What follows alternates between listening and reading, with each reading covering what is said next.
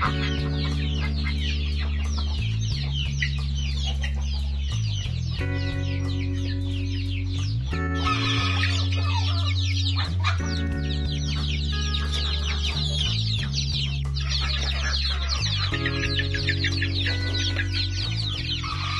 guys, and welcome back again to Entong's World Channel.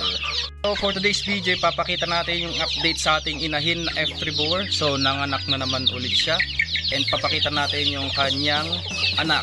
So bago ang lahat, shoutout sa inyo, sa mga subscribers ko dito sa aking YouTube channel, and sa mga hindi pa nakasubscribe, please do subscribe to our YouTube channel Entong's World.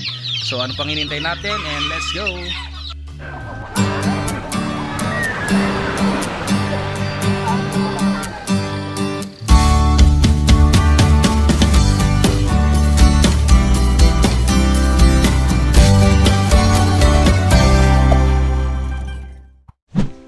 So good morning again guys. Bale, papakita natin yung anak ng ating F3 Boer. So dito muna tayo sa area ng ating mga natives. Bale, nagpurga tayo kanina. Bale, ginamit natin is fenbendazole para safe sa mga buntis. So para makarecover na din. And then ayan, di pa tayo nakapaglinis ng kanilang kulungan kasi nga once na binuksan kasi natin to, minsan nagkakagulo sila. So mahirap maglinis pag nandito pa sila. Ang gagawin natin is maglinis tayo later after na ipunta na sila sa grazing area. So yan, proceed tayo dito sa ating F3 Boer. So last time pinakita natin na buntis siya, and then due date niya ngayong December. So ito siya ngayon, and yung produce niya yun nasa baba. So pakita natin ng malapitan. Yun nga lang, medyo mag-iingat tayo kasi nanunuwag itong ilahin natin na ito. So yung unang produce niya is ito, and then ayan, pakita na natin yung kanyang produce ngayon. Isa ulit, yun nga lang matipid siya sa anak. Isang bowang na buckling. So ayan, medyo pinoprotekta niya yung kanyang anak. Ayan, pakita natin yung malapitan. Ganito, pop, hilap siya. So ito yung ating produce male buckling. Ayan. Patayin natin yan. Medyo mahina pa siya kasi kapapanganak lang kanina. Siguro nasa ano to, 4 AM ng anak. Patulog tayo kaya hindi natin na video. Pero ayan, oh, laki ng kanyang anak. Male buckling. Ayan, sayang hindi naging babae, pero yung tenga niya, oh, haba. Mas malalaki rin yung kanyang binti. So ang nag-start dito is si Anglo-Nubian natin. Tinry lang naman natin i-cross kasi nga maganda rin naman yung genes nila, malalaki. So ayan, ganda ng resulta, oh. Buckling. Siguro to pag pag tumagal, bibenta rin natin to kasi nga iwas inbreed. Kasi yung iba ditong mga upgradeds natin is ang anak ay anak din tenga. Galing guys, no, ipapastol na pala itong mga kambing. And then nakalabas si Mikmik. So doon yung ating kapapanganak na kambing. Binabantayan din natin itong anak ng ating native para hindi sumama dun sa bukid kasi nga ipinastol dun yung nahin. So ayan, oh, laki nung didi niya. So ayan, after 3 days, bali ang gagawin is injekan ulit ng iron para lumakas yung ating bisiro, pati yung inahin na rin, injekan na rin ng iron. So ayan, buwang. So ang tatay is Anglo-Nubian, tapos ang nanay F3 Boer. Hindi natin alam kung anong tawag dun sa ganun. Kung pang ilang F-series ba siya, pero maganda siya, eh, oh. Buckling. Sa mga interested, no, pwede nyo nang ipa-reserve to kung gusto nyo. Bale, bebenta rin natin ito niyan kasi nga di naman natin kailangan ng masyadong maraming buckling. Yun nga, para iwas inbreed na rin. Tapos yung mga ibang native siguro natin yan, dispose natin.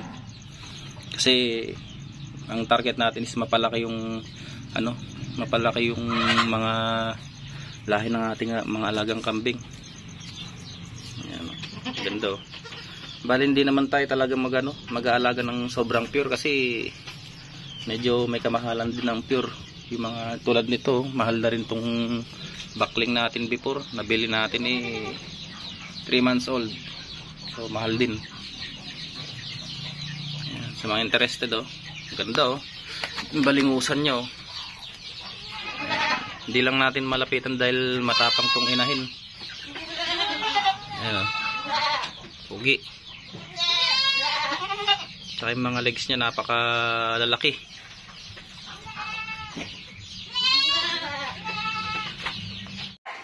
Ayan, so papastol naman na itong mga kambing natin. Natives.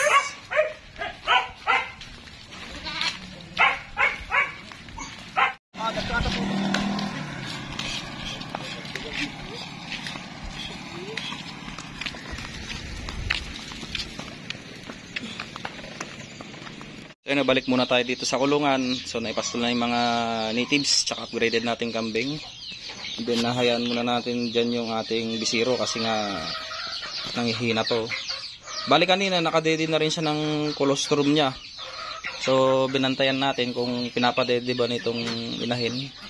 Okay naman, pinapadede niya naman. Yun nga lang pag nag-iisang ganyan, malaki yung magiging anak kasi solo niya yung gatas. Pero minsan kasi hindi nadedede yung kabilang side ng dede niya. So ayan, nag-iisa. Ano? Tapos itong si Mikmik, ayan, hinihintay na lang natin mag-hit. Bali mag-i-inject tayo mamaya sa kanya ng ADE. Ayan, isang gulong. Kamag naman. Kamukha yung nanay niya. Pati yung tenga oh. Haba ng tenga. Uy, gising na. So yun ang mga tropa, nagbigay na rin tayo ng Romsul feeds kanya para magkaroon siya ng energy tapos magpagatas or magpadede siya mamaya. Bigay din tayo sa bulog. Romsul feeds. Bali ito grower kasi itong nabili nating Romsul ngayon eh.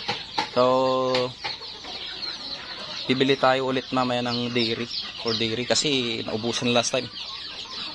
So ayan, bigyan mo natin siya ng feeds para may energy siya. Yung anak niya nag-iisa.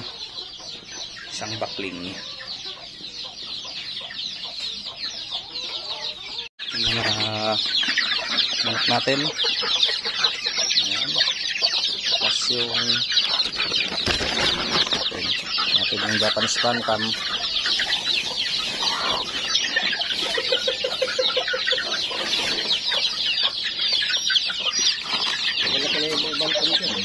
Ayan siya. Ito puti. Buti may puti. Pure white. Ito kawitan siguro to.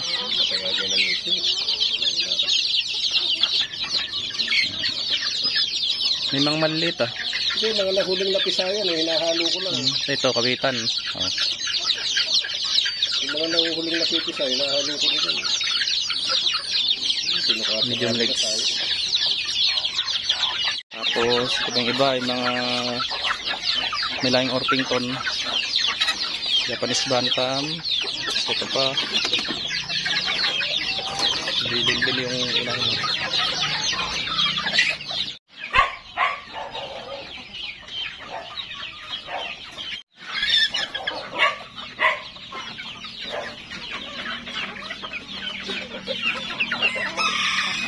ang dami na ng mga manok.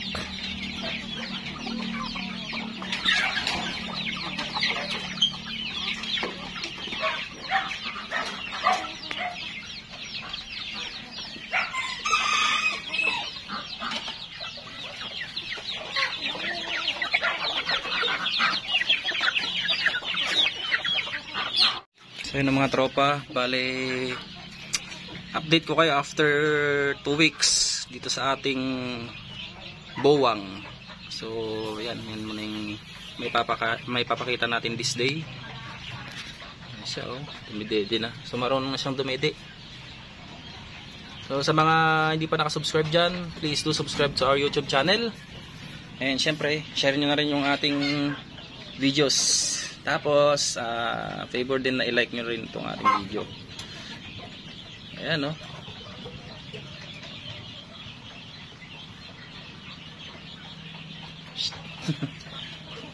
Ganda pagmasdan pag yung ano, mga bagong panganak kambing.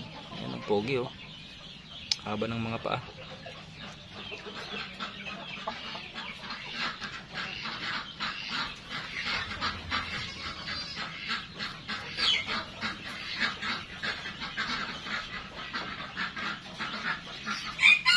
Ayan, picture dito ulit sa likod ng bahay. Bale, harvest na rin ulit natin tong mga dahon ng mulberries natin. Ayan, matataas na ulit to. Harvest natin, pakain natin doon sa inahin natin. Ito rin mga Madre de Agua, titiriman natin. Tapos kukuha tayo ng napier sa likod. Mga sitarya din natin. Babawasan natin para yung regrowth niya, mas kumapal siya. Medyo masukal kasi rito ngayon, no? Daming mga ligaw na damo.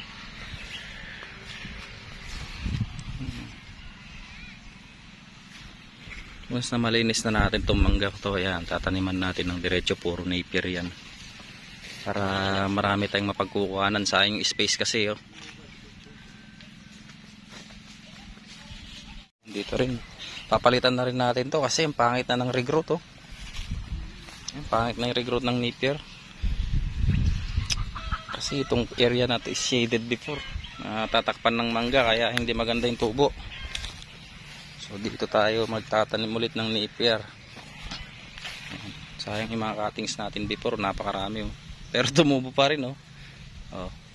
Tubuan pa rin yung pakchong. Ito yung iba. Harvest natin mamaya. So, yan, update sa ating backyard farm. Oh, nagsitubuan pa rin yung mga pakchong. Kahit hindi na itanim ng maayos.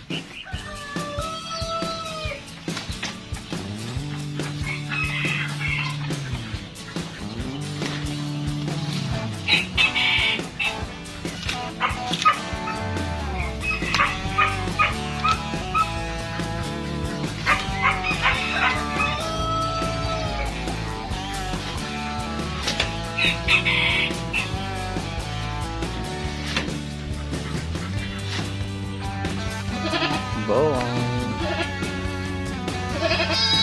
Yeah.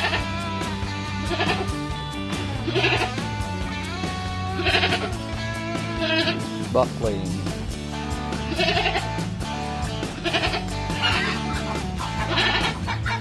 Apa? Yak pak yak.